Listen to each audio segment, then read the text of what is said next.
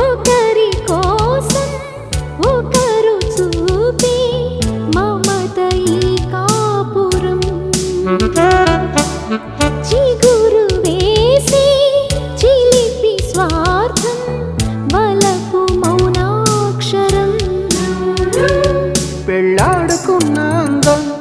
వెయ్యేళ్ల తీపి బంధం మా ఇంటిలోన పాదం పలికించే ప్రేమ వేదం అందాల గుడిలోన పూజారిను ఉబాట సారిను ఏ జన్మదో ఈ సంబంధము